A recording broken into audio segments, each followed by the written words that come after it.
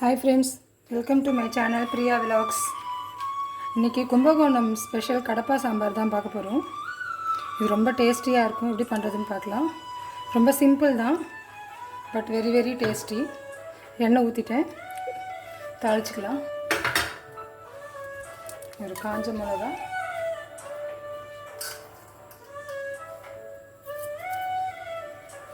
கடுகு, ஒரு 1/4 ஸ்பூன் வெந்தயம். அவ்வளோதான், இதுக்கு போகிற வேறு எதுவும் போட வேண்டாம். நல்லா பொரியட்டும். கடுகு நல்லா வெடிச்சிடுது. இப்போ சின்ன வெங்காயம் ஒரு 10 வச்சுருக்கேன், சேர்த்துருக்கேன்.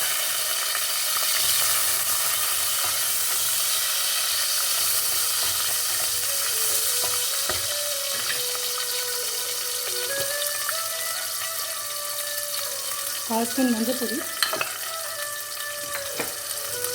எப்பவுமே ஆயிலில் போட்டோன்னா கொஞ்சம் நல்லா கலர் வரும். வெங்காயம் நல்லா வதங்கணும்.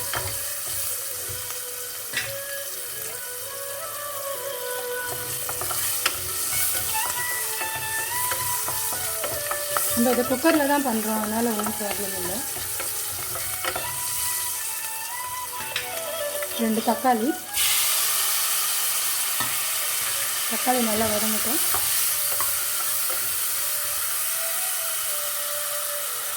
இந்த டிஷ்ஷுக்கு தேவையான சால்ட் ஆட் பண்ணிக்கிறேன். 2 ஸ்பூன். இந்த தக்காளி வெங்காயமும் கொஞ்சம் நல்லா வதங்கணும். வதங்கினதுக்கப்புறம் கேரட்டு, உருளைக்கிழங்கு. இந்த டிஷ்ஷுக்கு மெயினே உருளைக்கிழங்கு தான். இது கும்பகோணமில் ரொம்ப ஸ்பெஷலு இந்த சாம்பார். இட்லி, தோசைக்கு, மெயினாக பூரிக்கெலாம் ரொம்ப சூப்பராக இருக்கும். இது எங்கள் அம்மாவோட ரெசிபி. எங்கள் அம்மா சூப்பராக பண்ணுவேன். நாங்கள் இங்கேருந்து எங்கள் அம்மாத்துக்கு போனால் முதல்ல பண்ண சொல்கிறதே கடப்பா சாம்பார் தான். கடப்பா சாம்பார் வித் பூரி இல்லைன்னா இட்லி. நல்லா வதங்கிடுது. இப்போ உருளைக்கிழங்கு ஆட் பண்ணிக்கிறேன். ஒரு 3 உருளைக்கிழங்கு, சின்னதாக இருந்தது, ஸோ 3 உருளைக்கிழங்கு ஆட் பண்ணியிருக்கேன். ஆல்ரெடி உப்பு போட்டாச்சு.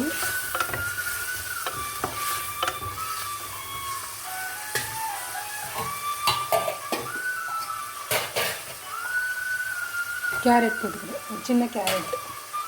நல்லா வதங்கட்டும். இந்த சாம்பார் திருக்கோவிலூரில் எங்கள் தாத்தாவும் அப்பாவும் ஹோட்டல் ரன் பண்ணிகிட்டு இருந்தாங்க. அப்போது இந்த சாம்பார் ரொம்ப famous. Kadapa sambar, Kumbakonam Kadapa sambar. Monday morning பிரேக்ஃபாஸ்ட்டுக்கு இந்த சாம்பார் தான். இதுக்கே நிறைய பேர் வருவாங்க மார்னிங்.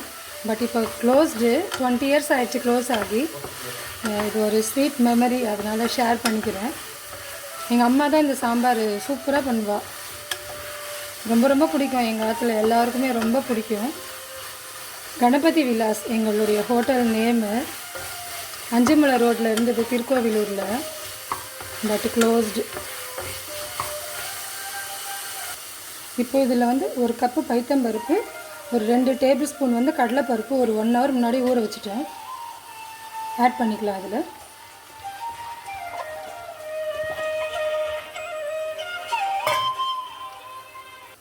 நல்லா மிக்ஸ் பண்ணிவிட்டு குக்கர் ஒரு 4 விசில் போடணும்.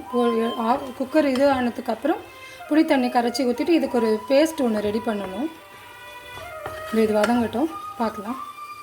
தண்ணி ஊற்றிடுறேன். இதில் 1 கப்பு வாட்டர். இது பருப்புக்கு காய் எல்லாம் வேகிறதுக்கு சேர்த்து தண்ணி ஊற்றிட்டேன். இது ஒரு 4 to 5 விசில்ஸ் வந்தால் போதும். கொதி வரட்டும். இந்த டிஷ்ஷுக்கு மெயினே இந்த ஒரு பேஸ்ட்டு தான்.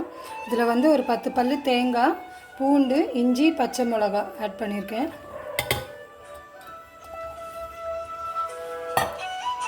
ஒரு ஸ்பூன் பொட்டுக்கடலை. இதில் சோம்பு, கசகசா, தனியா. சோம்பு 1 ஸ்பூனு, கசகசா 1/2 டீஸ்பூனு, தனியா 1 ஸ்பூன். இது நல்லா ஃபைனாக அரைச்சிக்கலாம். இது மட்டும்தான் காரம், பச்சை மிளகா மட்டும்தான்.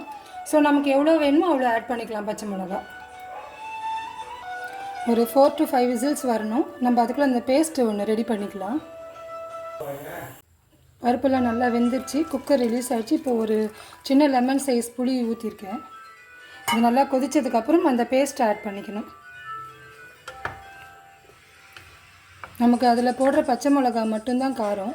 இது நல்லா கொதித்து பச்சை வாசனை போனதுக்கப்புறம் அந்த தேங்காய், இஞ்சி, பூண்டு, கசகசா, சோம்பு இதெல்லாம் அரைச்சதே இதில் விடணும். இப்போ கடைசியாக கொஞ்சமாக வெல்லம் ஆட் பண்ணிக்கிட்டு கொத்தமல்லி, கருவேப்பிலை கார்னிஷிங் பண்ணணும். நல்லா கொதிக்கட்டும். இது நல்லா கொதிச்சிடுது. இப்போ இந்த ஸ்டேஜில் நம்ம அரைச்ச பேஸ்ட் ஆட் பண்ணிக்கலாம். இந்த சாம்பாருக்கு மெயினே இந்த பேஸ்ட்டு தான். ரொம்ப டேஸ்ட்டாக இருக்கும். கண்டிப்பாக ட்ரை பண்ணி பாருங்கள்.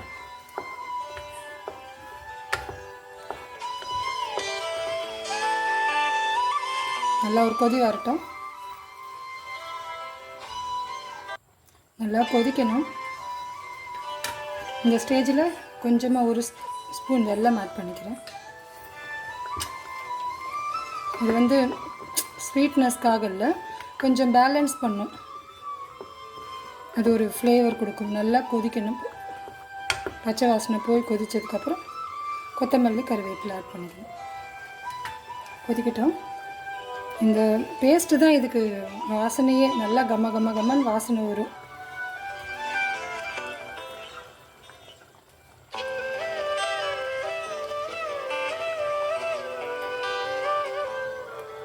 தேங்காய் சேர்த்துட்டு ரொம்ப நேரம் கொதிக்க வேண்டாம்.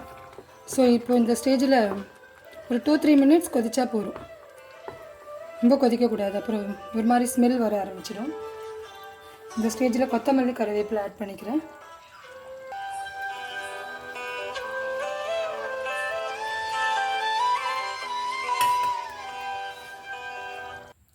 இது வந்து மில்லட் இட்லி. எந்த இட்லிக்கு வேணாலும் நல்லாயிருக்கும், டேஸ்ட்டாக இருக்கும்.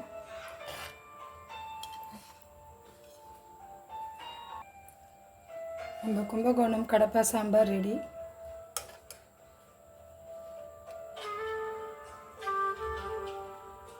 கண்டிப்பாக ட்ரை பண்ணுங்கள். ட்ரை பண்ணிவிட்டு கமெண்ட் பண்ணுங்கள். ரொம்ப டேஸ்டியாக இருக்கும். இது எங்கள் ஹோட்டலோட ஸ்பெஷல் ரெசிபின்னு சொல்கிறதுல ரொம்ப ஹாப்பியாக இருக்குது. Thank you friends. Please subscribe to my channel Priya vlogs. Thank you for வாட்சிங். தேங்க்யூ.